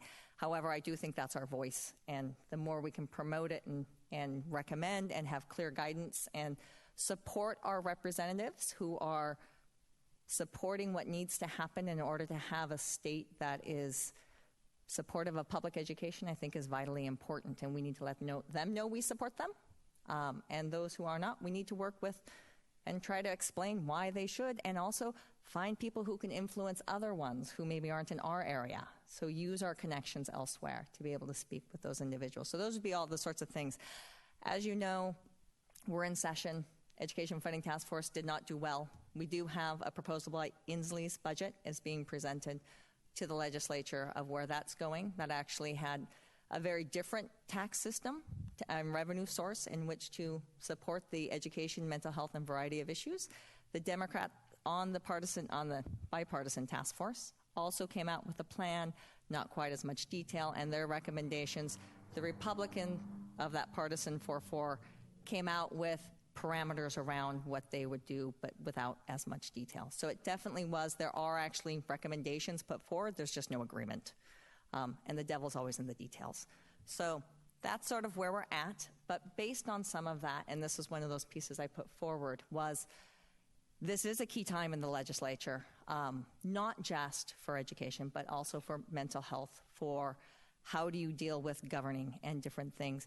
We, as the third largest school district, do have a very strong voice in being able to represent our 29,000 students and our constituents here as well. And the challenge as being the ledge rep for the last 2 years, honestly, is following this legislation. It moves incredibly fast. And it is constantly shifting. And to be able to stay on top of things and be able to do those types of work and be in the room and have those conversations is time-consuming. One of the ways you get around that and help to support it is you have somebody as a lobbyist who you contract with who can support that. I would like the board to consider at some point, and I don't know how we would do it, honestly, but that as being an option. I've talked with different school districts who have done it and different ways, and it's a way of just having the voice in the room where you're not necessarily there. And so that's just something to consider as we are in this legislative session, which is so vitally important. When you speak of feeling frustrated, absolutely. This might be a way that we can help be proactive in our approach in being able to do so and have targeted activities. So I throw that out. I guess we can have that discussion now briefly. I understand what you're saying and your frustration. I do not personally support us as a board having a lobbyist. We pay WASDA to do a lot of that sorting, and they do a ledge update. They follow the bills. They let us know what's going on. We're paying them. As a district, we have the Puget Sound Schools Coalition that is a lobbyist, and we're supporting that group. And we don't, as a board, interact with them as much as the administration does. And then you did have another lobbyist on the education side a couple years ago. You told us that you were part of a group. What happened with that one? Because Puget Sound Schools Coalition is supposed to be more facilities and land. Right. So if you remember, there's kind of two prongs. There's the coalition and the alliance. Alliance. So I think there the we alliance go. is what Is that you're what it is referring I'm to. talking about? Mm-hmm. And that's still ongoing, right? Mm-hmm. Yes. And then there's WASA, the school administrators, and then there's the Puget Sound ESD superintendents group. I'm not sure another lobbyist is what we need. In fact, I'm not sure how effective any of the lobbyists we already have actually are. And it is a big expense. I'd like to, although I don't think it's a motion on the floor, but I would second the idea of having a lobbyist. First of all those organizations that represent a broader spectrum of education have to basically appease all their members. And it doesn't take too much to see that we have specific needs specific to Lake Washington.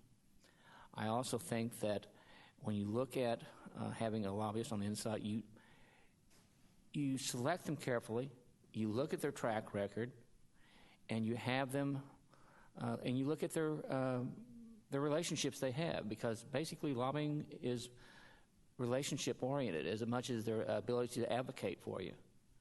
And I think that to not have one the size we are is only going to increase our frustration as to why it isn't being more successful, or our arguments aren't being heard as successfully as you want them to be heard. If we have frustrations, we have to find ways to address those frustrations as opposed to just being continually frustrated, if you will.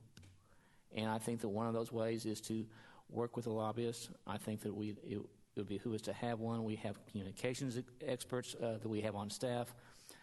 That's a movement that came ages ago, and I think that it's time that we start looking at having a lobbyist, not on staff necessarily, but as on contract. It's just the way the world works. And to not do so is kind of putting on some blinders to a road that would lessen those frustrations that we have. Are you making an official proposal? No, I don't know, but let's explore this a little bit more.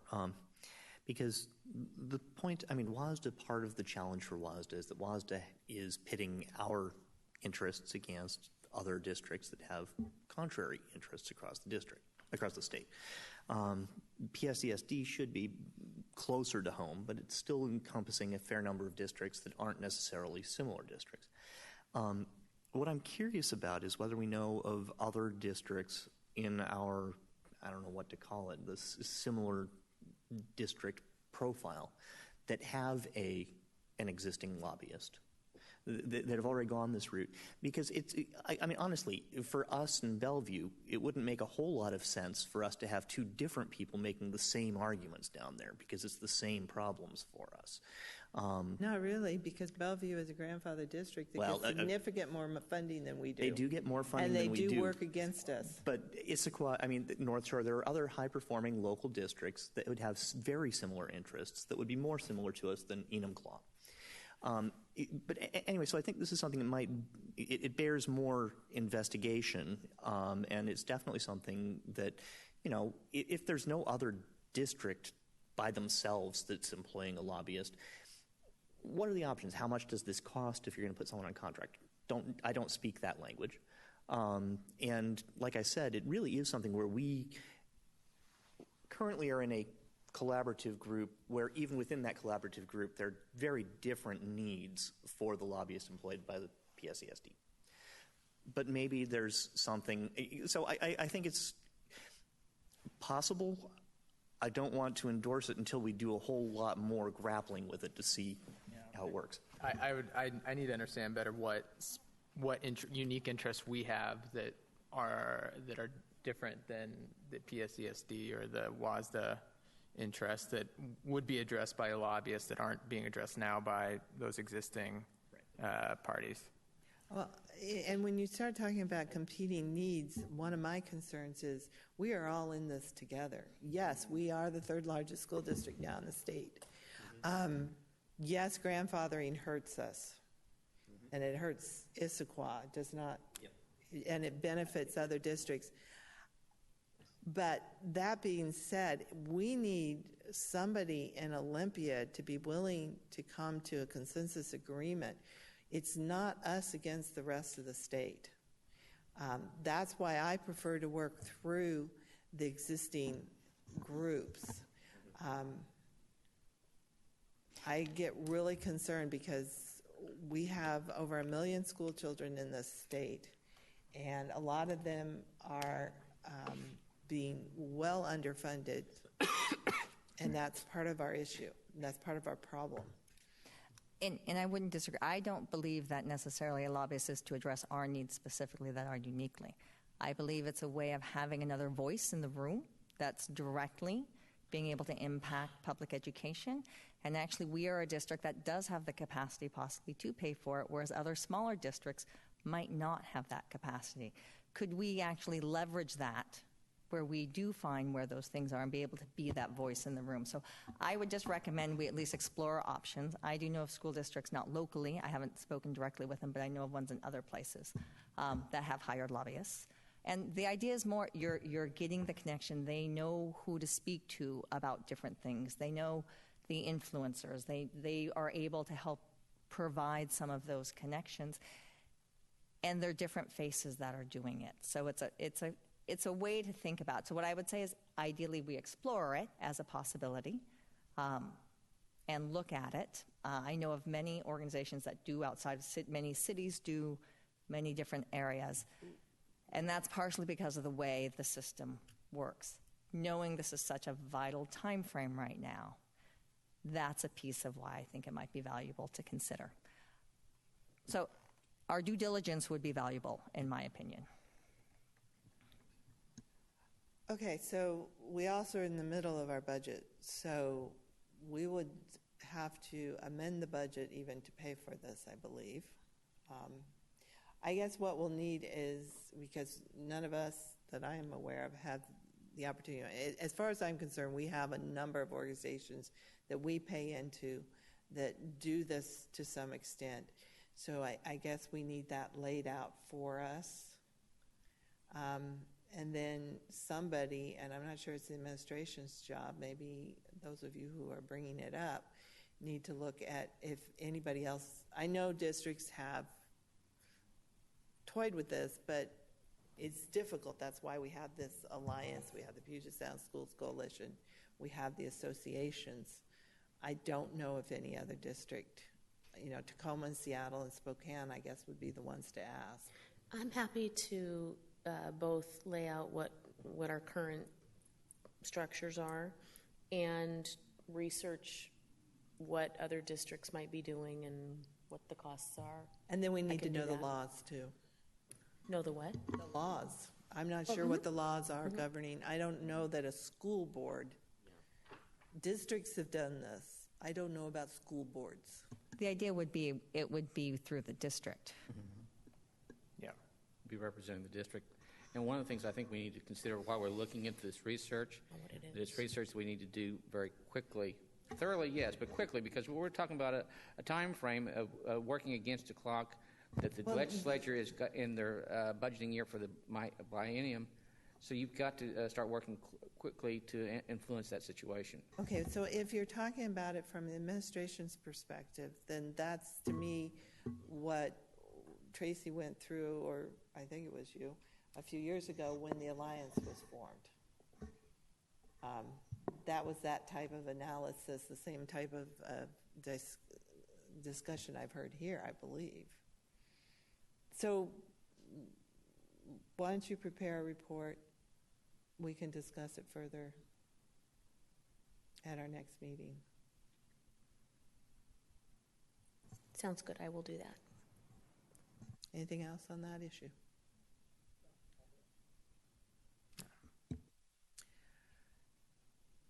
Board follow-up. There's also board comment. There's also board comment. Board follow-up. Let's just push them all together. Go for it. Future agenda, okay, we can do board follow-up, future agenda items, debrief, and board member comments. We'll mush them all together. Go ahead, Eric. What did you have? Well, I was trying to remember what. There's something What's very all on Siri's list? You gonna bring something up for her? I made some lists. Yeah. Well, I'm just drawing a blank. What were we talking about at the study session Up your about an hour you ago? closed it up. There was something we were going to. We were talking about whether to even add it to the agenda tonight. This was about an hour and a half ago, and I've lost my mind since. Was it the topics for upcoming Yeah. study We sessions, need including to- January and March? We need to plan the agenda I actually, for some reason, had thought the agenda for Saturday, the 28th, was full. By the way, correct the things that Tracy gave you and put 8 o'clock on there, because we will be starting at 8 o'clock, so some people can catch plane rides. Add two. And right now, if you look at what we were given, it's policy governance, board processes, and communication. And then board self-assessment and action plan are already on there. And that is a couple of the things that Siri brought up in her email. Chris, what did you have? So I had one item that I think we addressed offline, and I had, so Nancy, you've gone public with your plans to become a private citizen, yes? Yeah, I was going to save that for the end. Can we do Okay. the agenda items first? Well, that's the thing. My agenda item related to said plans. Oh, okay. I had announced it through the PTSA newsletter that I would not be running for a 6th term. I will be concluding my service at the end of this year. It will be 20 years. And I am announcing it publicly and in advance because I want people within my district. I represent the 3rd area. We represent the entire district, but we must live within one of the director districts. I am Director District 3. I call myself kind of the slingshot. Mine is the district that kind of flexes every 10 years when we have a new census account and we have to rebounder the 5 districts so that they're basically balanced by voter registration numbers. So if you live kind of in the middle of the district and you can go online. Which elementaries? Well, that changes too, so I don't keep it all straight. I know, but but it's it like makes- Muir. I think Twain is now there. I'm not even sure about Frost right now. Exactly. Because these boundaries have changed on me. I know. You're forgiven But all after the way 5 down cycles. to like Audubon. Yeah. I don't have Juanita High School. I think technically I have Lake Washington High School now. I didn't used to.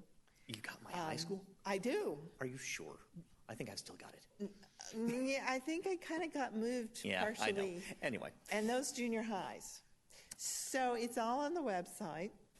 And what I would like to do is have a meeting, a public meeting, on a Monday night, which is our meeting nights, probably around February, where people of interest could come and learn about board service. Because with our early primary, you have to decide in May. You have to, I keep forgetting the term. You have to file. You have to Thank file. you. That's right. I'm having more and more senior moments. It's a good time for me Totally to excused. retire. You have to file in May. So there, I've made my public announcement, Chris. We will make a newspaper announcement too when we get the date for this meeting idea I have. Not only have you made your public announcement, but you stole my agenda item, which was the meeting for interested parties to learn about this I sometime. thought you had something else on your agenda item. Well, no, it's really just, this is the important one, is that if May is the filing deadline, we want to have some opportunity for people, for the PTAs to send potentially interested parties to come talk to us and learn about the system. And, with enough warning that the PTAs can beat the bushes and find interested parties. I don't want to, I mean, really, you will be missed, but we want to. I'm supposed to write the article for the February 6th, I think, PTSA column, so we'll definitely do this after that. Yeah. We can also have, we've never really discussed, I got this idea from a journal article in the NSBA journal, the awards. I'm going to have a senior moment on that one too. What are those big national awards they highlight in the Magna? Yeah, some district won an award for succession planning, and that's where I got the idea. So they deliberately do this. And I thought the administration might do some research, once they get over it, they'll be mad at me, about any resources from WASDA for this type of a public meeting. The other thing we might think about is attending a district PTSA meeting. Yes, and seeing if we could do I never agenda get the item with them. schedule, and I need to know when their next evening meeting is. Erica might know, so she might be able to help us at some point. I think I missed their evening meeting last week. That's right. There was one last I'm week. often not available on Thursdays.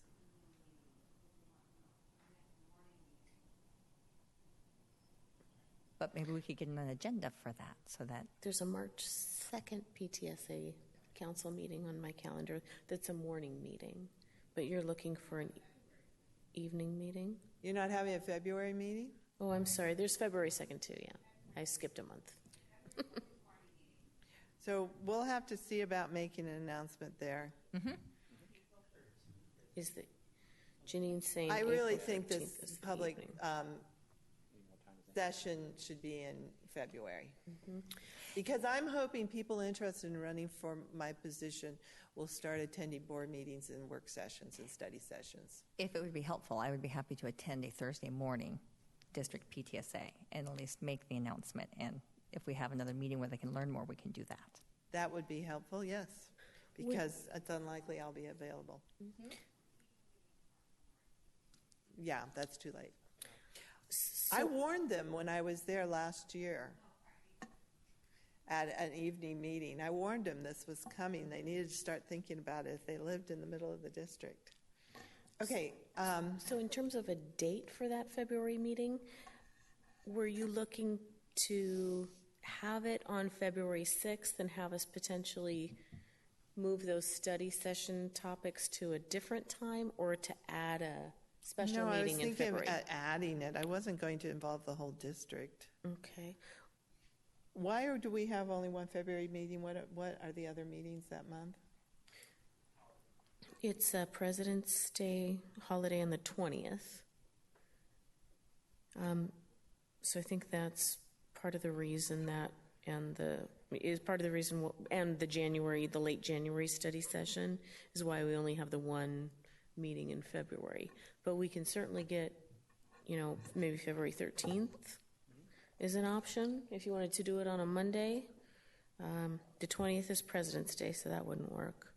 But Well, we could do it. We could try for the 13th or the 27th. Do we need to plan this as a board? I think you can set it. That's okay.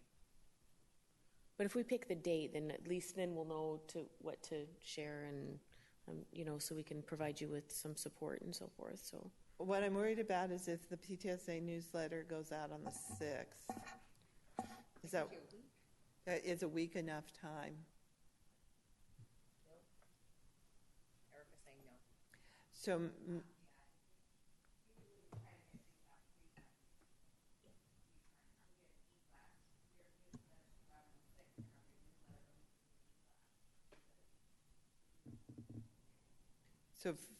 So February 27th? That's fine. is there anyone cabinet member with access to a computer to see if we've got room availability? Okay, thank you. We don't have to finalize this tonight. I didn't know. I was just going to bring up the idea. But there were some other items Well, I think we'd to start. get on the calendar. We start talking about what we were going to do at the January study session. Yes. Siri had raised in an email, I don't remember when you sent it, but of discussing our ends result summaries that we've been preparing. I would really like to have that at a discussion of how we're going to do that going forward at the long study session. I think we need to have that conversation, and we need to schedule it. Wait, are you just saying you want it at the January or Yes, the March? the January. Okay. I'd like to. I was thinking that would probably be a good idea. Yeah. So we'll add that. Chris' idea was something on the data. Yeah, it's a much different thing. I actually have a separate email into Tracy about the data dashboard. I mean, it's something I'd like to put on. I mean, I'm not even sure it rises to the level of a study session, but it's definitely something that the data dashboard has sort of been frozen for a while, and I'd like to see progress. On that topic, my suggestion back to Chris was March, because as we're looking at the performance indicators, the ESSA accountability structure, and the enhanced data systems. Yeah. Siri mentioned some of what is happening at SPI.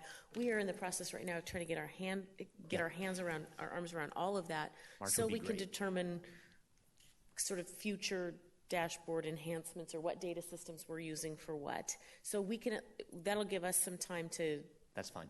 get our arms around it, and I think we'll be better prepared to have the conversation in March. Sounds good. Okay. Okay, are there any other? You can also email Tracy and I in the next week. For the January session, we only have until 11. Is that right? I would like to limit it then to just maybe my proposal would be the ER and summaries and the board self-assessment.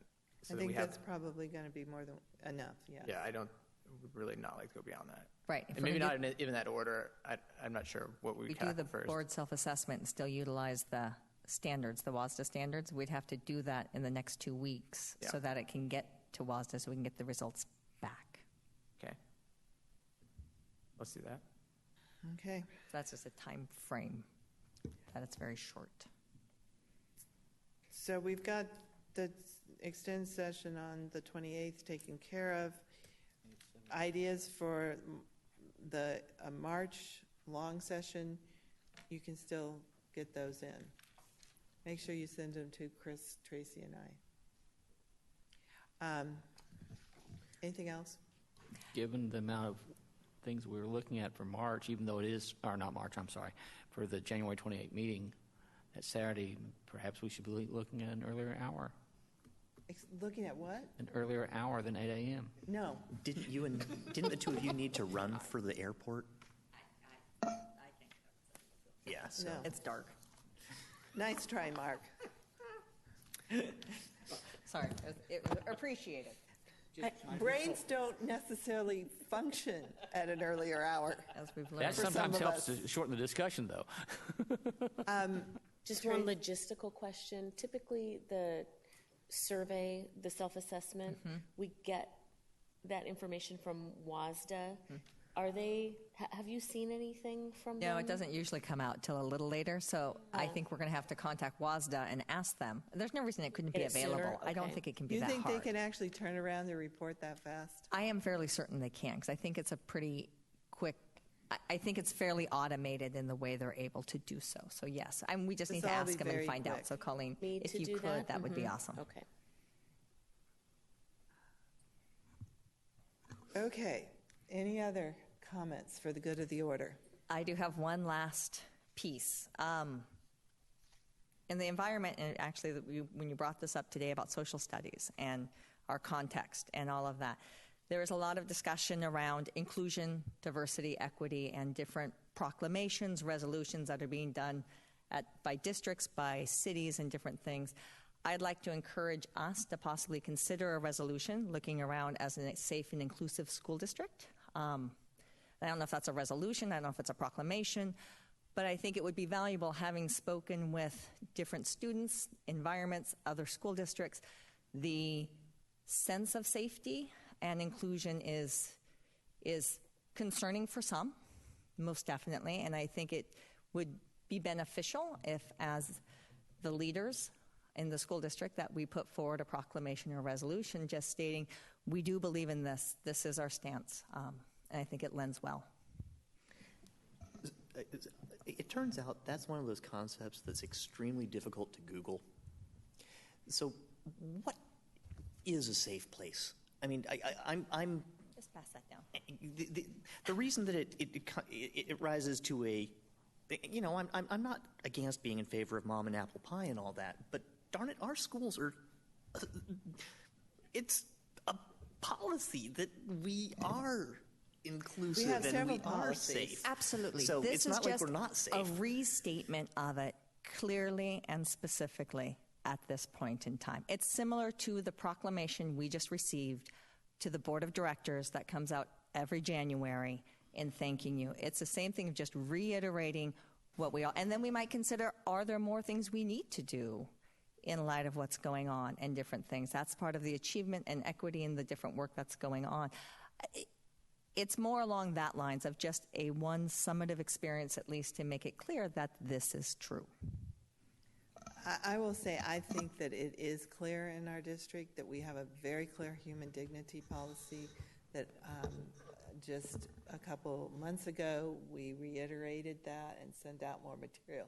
So I haven't considered it particularly necessary because I think that we are a safe district with very clear policies and procedures, but that is just how I feel. That it shouldn't be an issue because we've done all that work. I agree, but I have no problem reminding people of that, and I would support a proclamation to that effect. I support it as well because, to be quite frank, folks do get short memories, and given the divisive nature of this last 12 months, it would not hurt at all to remind folks that we're all one. I think she sent something she didn't plan to send. Siri, do you have, you probably don't have right now, but a proposed text? I see there's a draft. Those were two samples that I pulled. The City of Kirkland and the Federal Way School District has done some. So, no, I didn't put together the final draft because I honestly don't think. I mean, I think there's plenty of examples to work from and build from. So I just thought, knowing equity is an issue, we've been speaking about it for a long time, a public statement is of value from the board level. I agree. I'd be happy to work with you on that before the next meeting. If With the district, because we do have existing policies that address that. Yeah. So we want to Yes, to highlight that. I would agree. reference that. Yeah, absolutely. This is not new. Absolutely. And that's it. We're just highlighting. And so I don't know if staff would want to take a stab at it with different drafts, and we can work on that. Or, Well, so my only concern with this is that by the third whereas, I fall asleep.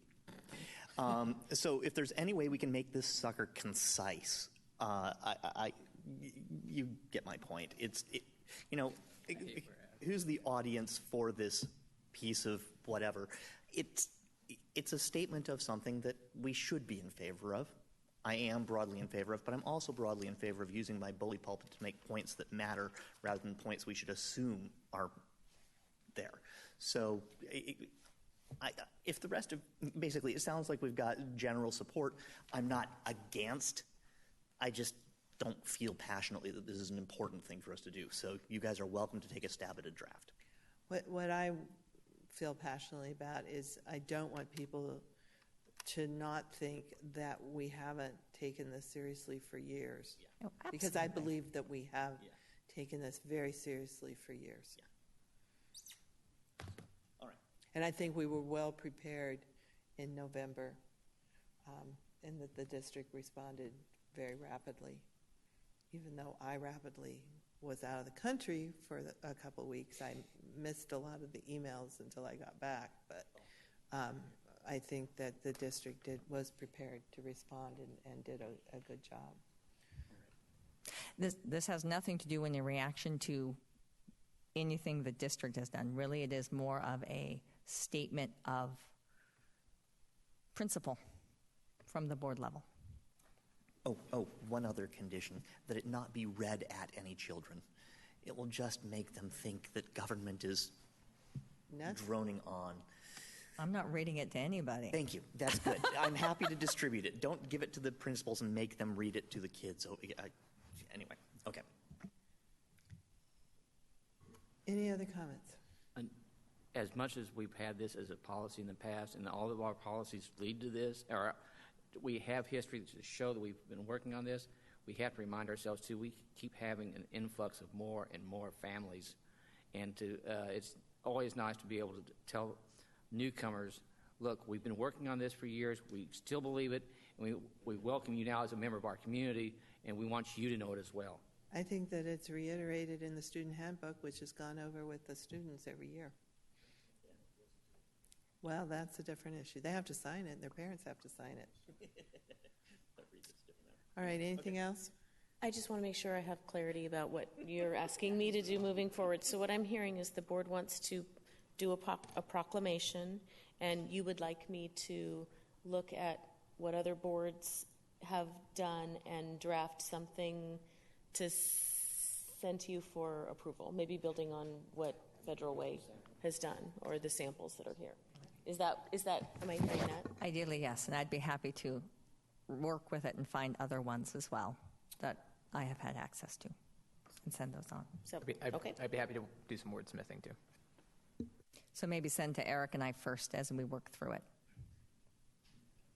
Okay. Do you have a time frame for just knowing that I'm doing the other research on the other things? And no, but seriously, do you have a time frame for?